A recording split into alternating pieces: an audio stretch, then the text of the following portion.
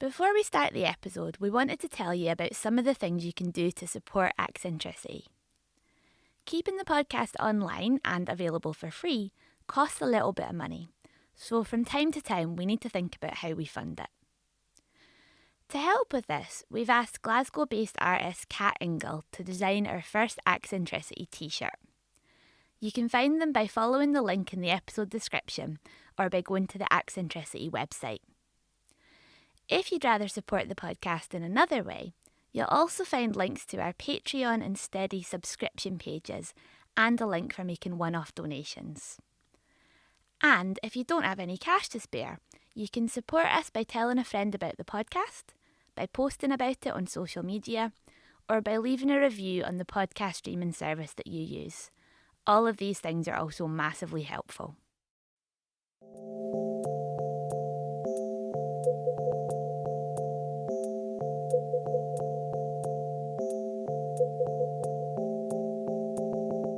This is Accentricity, a podcast about the eccentricities of language and identity. My name is Leon Zidowski, or Żydowski, more like. My name is Julia Stachurska. People that know that I'm Polish sometimes call me Julia, but usually just call me Julia. That's what I prefer. Leon and Julia both moved from Poland to Scotland as kids.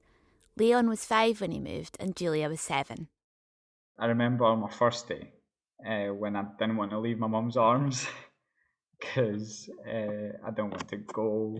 I was scared. I didn't know anything. I didn't know anyone, or I didn't even know the language. We came here basically knowing no English at all and just had to sort of learn on the job, I feel like. So I was just inserted into a primary 3 class in Motherwell and had to learn English that way. I have some memories of starting primary school. I remember it being stressful and confusing. What if I go to the wrong room by mistake? Where do I sit? Who do I talk to at playtime? How do I make pals?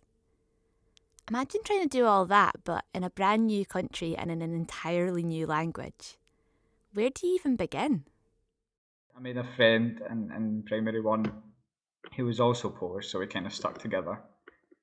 And I remember one day I needed to go to the toilet, but I didn't know how to say it to my teacher. And he put his hand up and he was like, Leon Pipi, and that's the way we communicated for me to go to the toilet. It was really weird. Like if you just imagine, I'm sure you've been in that position as well when you walk into a room of people and they speak a language that you just don't understand and you don't know what anybody's saying to you. I have been in that position when I've tried learning new languages, but never for more than an hour at a time. I can't imagine living with that feeling all day, every day. And you try, like the teacher was trying to comfort me, whatever, and I was just like, I have no idea what you're saying. So it was that sort of sense of being really overwhelmed. This experience is a million miles away from anything that I've ever known, but it's one that many kids share. The experience of going to school in a brand new language.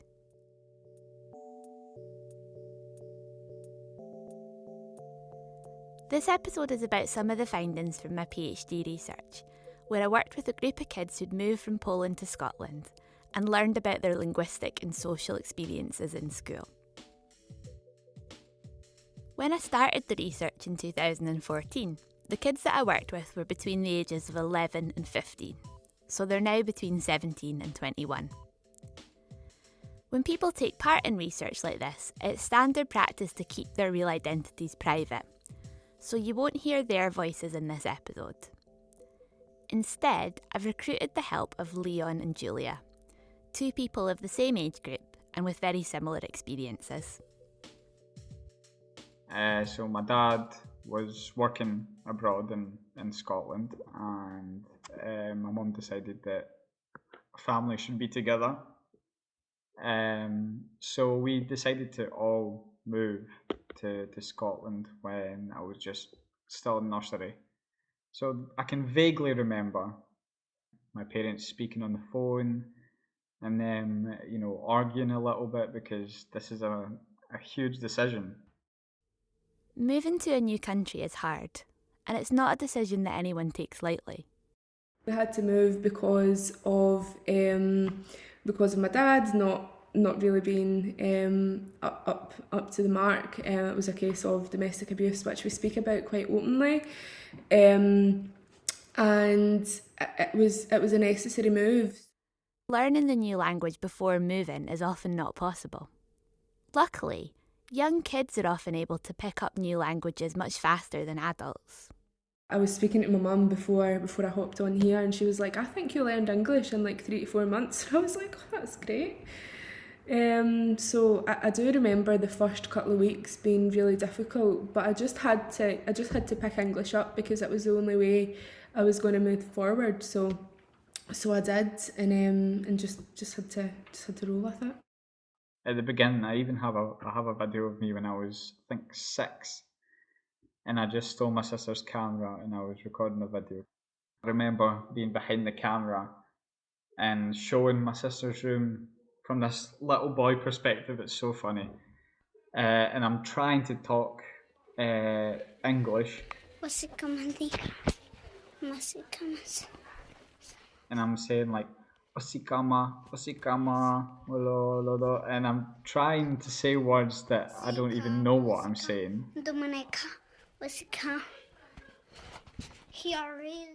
But there's one moment where I show my face and I just go, hiya. Hiya. And that's Leon. That's Leon. And those were the only 3 words that I understood from that whole video. In primary 1, I knew no English. Primary 2, 3, that's when I started to speaking English more. I think by the time I was in primary 4, I was quite good at English, because that's when my teachers started to tell me off for talking in class.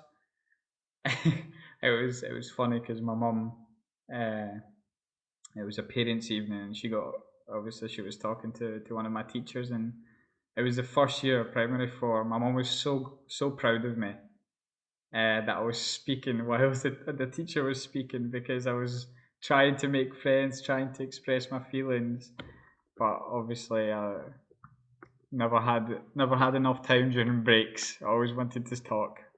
I've always been a chatter. I always like to talk. Here is Leon, okay? Bintin. Leon.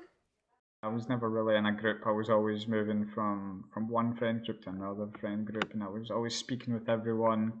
The more popular kids, the kids that don't really speak with anyone, and I was just here and there.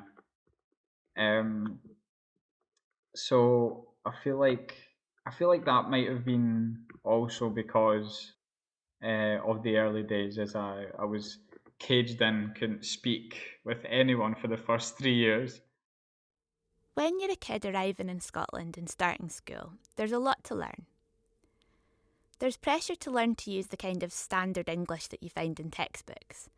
That's what you're being explicitly taught to use by your teachers, and it's the main language of your education, so it's what you need to learn to use if you're going to do well academically. But there's also pressure to sound like a member of the local community and to fit in with the other kids linguistically.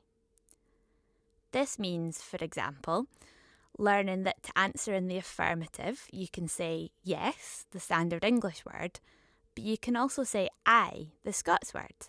And on top of learning these alternative words, you also need to learn the rules of which word belongs where. If you say I to your teacher in the classroom, they might think you're being cheeky.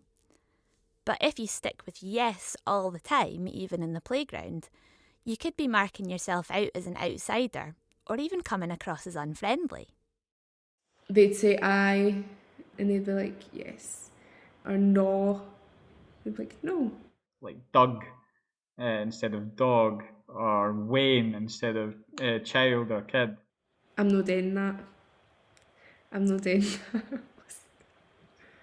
I'm not doing that. I don't want to do that. Toilet.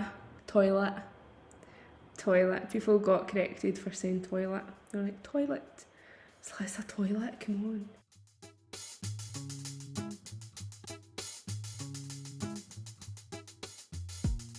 Learning a language is hard enough.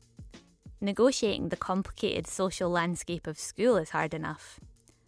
Leon and Julia had to do both at once. In high school, there was certain teachers that would correct the way you talk all the time. But that probably comes from because they're ready to, apply for uni and go into real jobs. I feel like I'm going into the workforce. As I got more comfortable with my Scots over the years, I started to use I quite more often.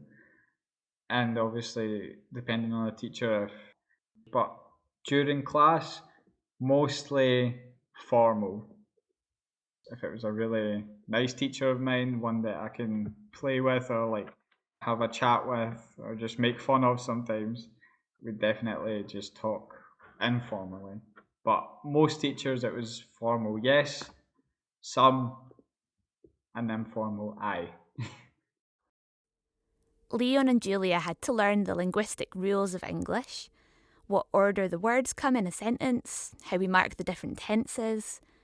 But they also had to learn another set of rules, unwritten social rules that you don't find in textbooks and that we rarely even talk about out loud.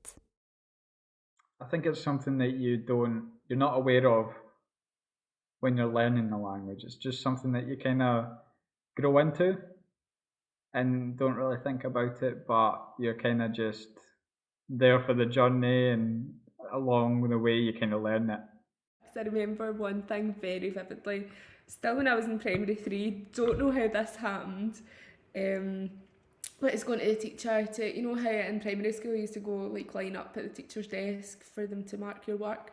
Quite bizarre. Still don't know why that happens. Same in my classroom, I remember that, yeah. Do you know what I mean? Why is that a thing? And I was like, oh, miss, here's my jotter. And she was like, jotter. And I was like, but everyone else says jotter.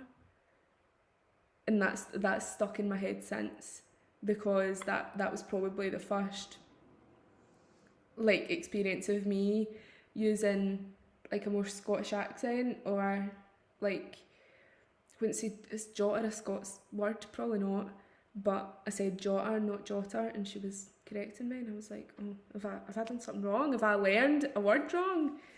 Turns out I didn't. Turns out it was just the way I said it, but I found it quite interesting how that correction was made. Do you remember how old you were at that point? 7.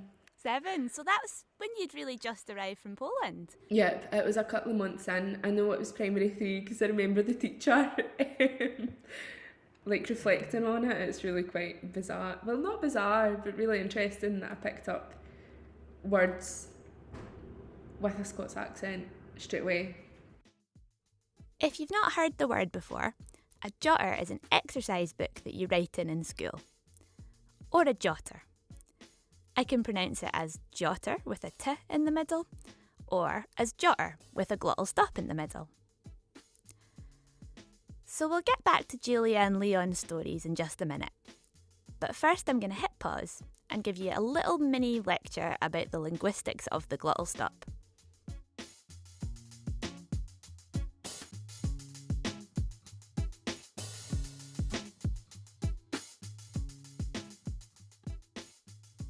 I've mentioned the glottal stop on the podcast before. I don't want anyone thinking it's the only linguistic feature that matters. It's just one that I happen to work on. But I do think it's really interesting too. I think it's interesting because it's so misunderstood. Outside of linguistics, it's generally thought of as dropping your T's. But that's not quite right. It's actually a consonant sound made when your vocal folds briefly come together to block the airflow and then release again. It's a plosive sound like t and d and b and g, but it's a very underappreciated sound.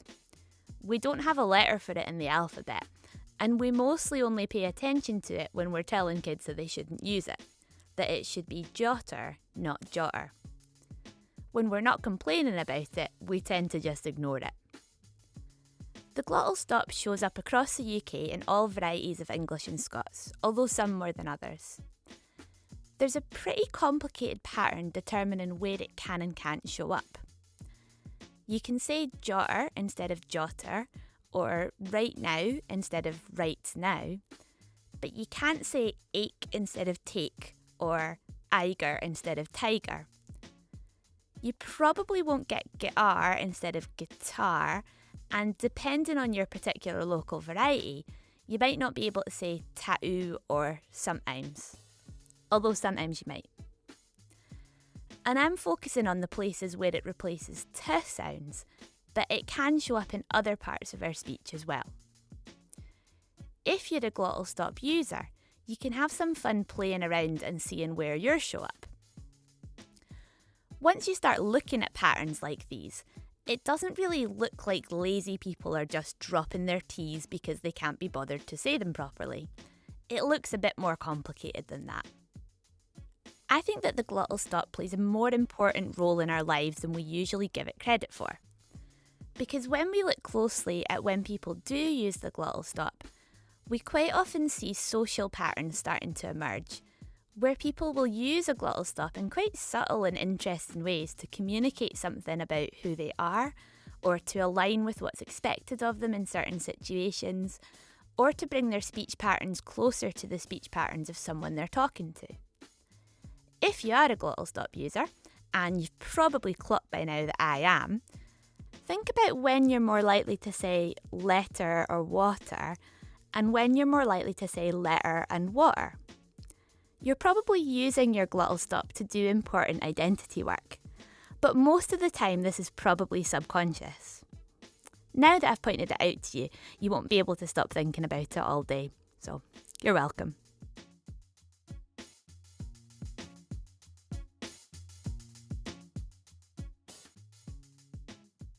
So Julia started using the glottal stop when she'd only been in Scotland for a couple of months, and immediately her teacher pointed it out to her as a mistake. But now she recognises it for what it is. Not just a mistake, but something socially meaningful that she can pick up and put down in different situations. Because I'm quite active politically, I just done it there politically. See what I mean? Becoming aware of your glottal stop is the worst. Because I'm quite active politically, when I'm giving a speech or something, I try and pronounce every letter in a word, but it's that I sound proper for half a sentence and then sound like I'm full Lanarkshire another half of a sentence, and people rip it into me for it. They do. They're like, stop kidding on that you speak like that, because you don't. I was like, you're right, I should just go up and speak like this, because it's where I'm from, and there's no need to sort of talk like this.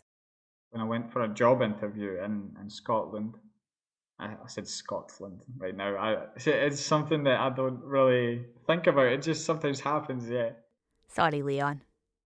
So I think when I went on to an interview, it was something that I didn't really think about, because the person, the manager of the store I was going to apply a job for, he was really Scottish, and it seemed like he didn't really care. So I sounded formal, but at the same time, there was still a glottal stop, not a glottal. I recruited Leon and Julia to help with this episode because I wanted them to help me tell you this story. After all, it's much more their story than it is mine. But it also gave me the chance to tell them about my research findings and get their opinions and interpretations. Unfortunately, I wasn't able to go back to the school where I did my PhD and tell the kids about what I'd found out. But Leon and Julia were the same age at the same time in the same part of the country, so I thought they might have some insights. I had a fairly clear idea of what I thought was going on, but I wanted to see what they thought. I recorded a group of 14 people who are pretty much exactly the same age as you, but this was a few years ago, so they were in first year to fourth year at the time. And they had all been born in Poland and were going to school in Glasgow. And I also recorded some of their classmates who'd been born in Glasgow. Mm-hmm. And I recorded them speaking. I gave them little mics to wear, and I recorded them in different social situations. So one of the situations was that my supervisor came in and did this very formal interview with them where she gave them this book to look at and then asked them questions about it. And then sometimes they were in an after school club and they were like running about crazy, screaming, having a great time and chatting to their pals. So I took these recordings and I analysed them, and I looked at a few different linguistic features. One of them was the glottal stop. And I found that, right, the people who were born in Glasgow they were adapting some of their speech between different situations, but they didn't really change their use of the glottal stop. Mm-hmm. The Polish kids adapted their speech more than the Glaswegians between the different situations. Even actually some kids who hadn't been in Scotland that long were adapting their speech more. So they had a bigger difference between their formal speech and their informal speech, and they were more likely to change whether or not they used a glottal stop between those different situations, which is kind of not what you'd expect, because when people are dealing with this really complicated situation in a new language, you would probably expect the kids who'd been doing that their whole lives to be better at it, better in inverted commas. But that wasn't the case. So does that surprise you, or does that make sense to you? Actually, it doesn't surprise me. I think it might be because I am one of those people that knows how it works and how I grew up with it. Definitely, if you ask anyone, just any random person, what do you think would happen? The logical answer would be the Glaswegian kids would adjust, but the Polish kids would just speak the way they speak. But because of my own situation, I think we kind of just do it subconsciously, just because that's what we've been doing all our lives when it comes to learning a different language. We kind of had to adjust and understand every accent in that language. When it comes to changing that glottal to glottal, I think it's kind of something that we just do automatically. The technical term for what Leon's talking about here is metalinguistic awareness. There's a lot of research suggesting that people who are highly multilingual tend to have a higher level of awareness about language. They have to think about what language to use when, they have to translate between their different languages, and they have to pay attention to subtle differences in the sounds of each language. So with that, they develop a heightened awareness of language in general. This might explain why people who are already multilingual often find it easier to pick up additional languages. Leon's suggesting that it might also help them to negotiate subtle pronunciation differences and their differing social meanings. I'm totally on board with Leon's explanation about metalinguistic awareness, which I think is probably a big part of what's going on here. I have another explanation too, which I think works alongside it. I think that for the Glaswegian kids in the study, the glottal stop is something that carries social meaning. There's this one bit in one of the recordings I made where one of the Glaswegian kids tells me about getting into a fight with some other girls. I respond to this story by asking if she got into trouble for this. She says, "No, because nobody's seen it and nobody believed her. Because I am Little Miss Perfect. I get let away with anything." Her Little Miss Perfect voice is completely different from the voice she uses when talking about fighting. And the switch is all in the glottal stop. Normally, she uses a glottal stop at almost every opportunity. But at this point, she suddenly switches to little and get and let.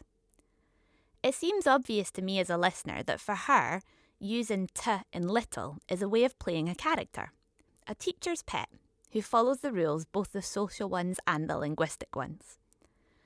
But for her, it's not as simple as saying little in the playground and little in the classroom. It's more complicated than that.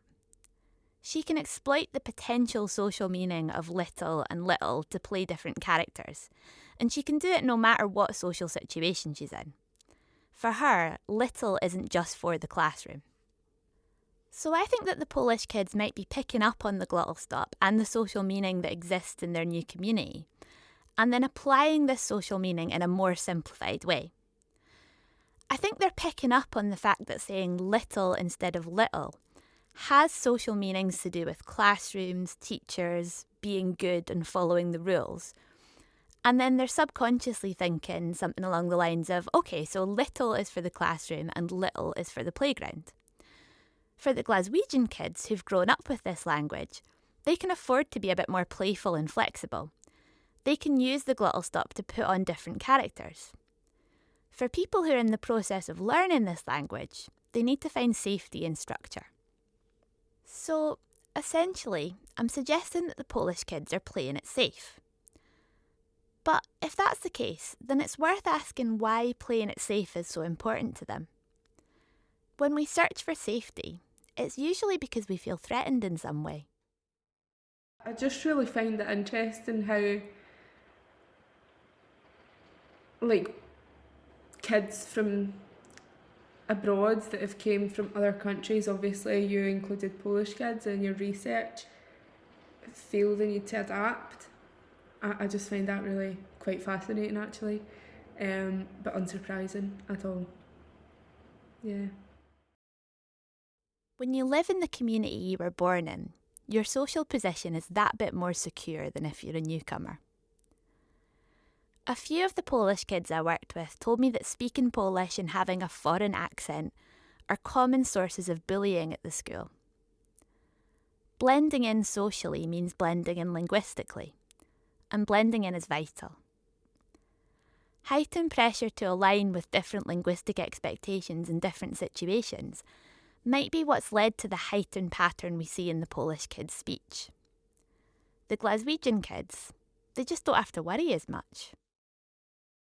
I think there was more pressure on me to fit in, and I don't think I ever did. Obviously, like, I spoke like this, which is just the way I talk, but in a sense of coming from a different culture, that was very apparent. And I experienced bullying all the way through primary school and high school as well, and that was sort of a given. Like, I was always the Polish kid, and it was always bullying or like slight, quite systemic racism, I'd say. Like, I don't really hide away from that word. It was definitely there. There was always pressure to be your best, because you had to be your best to be accepted. The need to adapt is something that just dooms on you, and you just need to do it. And of course, yes, this pressure to fit in is something that all school kids feel to some extent. But for migrant kids, that pressure is greater. It's all of the pressure that I remember from my time at school, but with extra layers added on. A lot of like immigrant jokes, I guess you can say. So that's kind of a normal thing. So there was a lot of get back to your own country, or we don't want you here, or Brexit means Brexit. That was quite fairly recent, but it was something different for them, and I was kind of, as you can say, as an easy target for jokes. So I think they kind of just done that subconsciously. It was always like, oh, she's Polish or whatever, and like talking behind my back, being like, oh, I don't want to be stuck with her, she's Polish. And it was sort of that kind of like, how does that make me different? I didn't really understand, like, when I was growing up. Obviously, like, I could understand it more in high school, but in primary school I was sort of like a wee bit confused by it, because I mean, it doesn't make me any different. You know what I mean? I speak 2 languages, that's pretty cool. But apart from that, like, it was quite bizarre. Like, school was actually quite hard because of that, and I don't know if other Polish kids have, you know, the same experiences. I didn't actually have a lot of Polish friends. Looking back now, I know that I'm a bigger person than that, and I knew that at the time as well. So it didn't really faze me. Didn't let it faze me. But I have had low moments because of me thinking that no one likes me, or that people just want to make fun of me. But now, looking back, I kind of understand where some things would come from and where the confusion would come in with people not understanding how it could make another person feel. This kind of bullying is something that happens in schools, but it doesn't stop at the school gates. It's much bigger than that. I think growing up in the west of Scotland, when there was an influx of migration, it was probably quite difficult for other kids in schools as well, because they suddenly had to maybe adapt themselves to make it a little bit easier for us. Brexit sort of intensified and brought in a culture of discrimination to the UK. And it did, the rise of the right is a thing. It's definitely a thing, and it's sort of accepted the fact that immigrants bad. That was the sort of consensus when Brexit happened.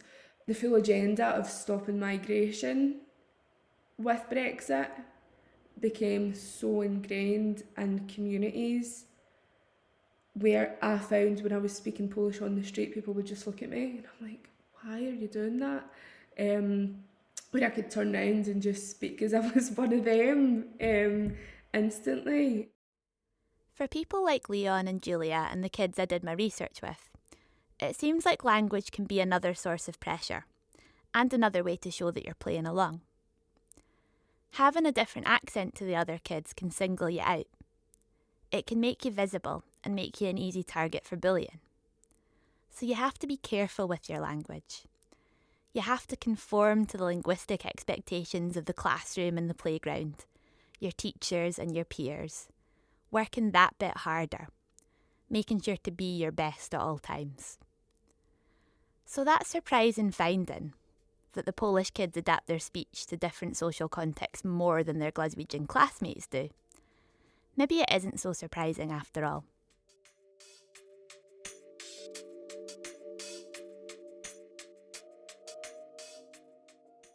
Julia and Leon's stories started in a very similar way, but they end quite differently. After 13 years in Scotland, Leon's recently made the decision to move back to Poland, where he plans to stay for the foreseeable future. He seems really happy there.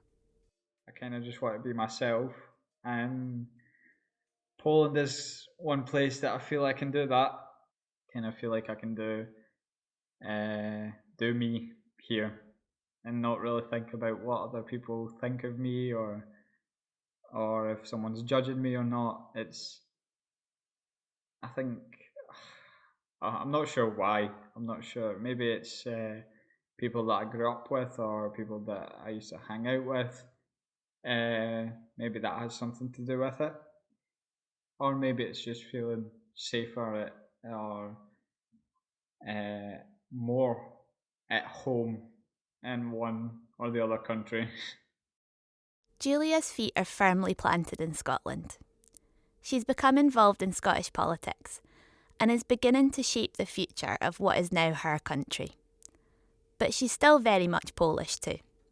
She can be both. I used to be really, really embarrassed of being Polish, because of the stigma and the just the bullying and the racism that I'd touched on. I used to be like I didn't used to want to say that I'm Polish. So from the ages of probably about 15 to 18, I'd say I'm Scottish. Whereas when I was getting a wee bit older, I embraced my Polish culture more. There's a few friends that genuinely just laugh at me because I introduce myself and I'm like, "Hi, I'm Julia. I come from Poland. I'm Polish." And it's always a thing that I say, and they're like, "Oh, don't forget to tell them that you're Polish." And I'm like, I know, but it's because I'm so proud of it now, whereas before I wasn't. And it's a shame because I missed out on some very crucial years of development where I didn't embrace my Polish culture, whereas now I really do. And I'd say I'm Polish, but my home is Scotland, and I'm, a Polish migrant that has made Scotland their home.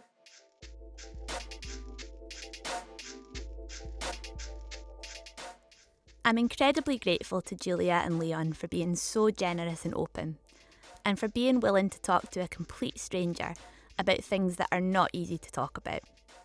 Thanks so much to both of you. I also owe an enormous thanks to the 21 kids who took part in my PhD research.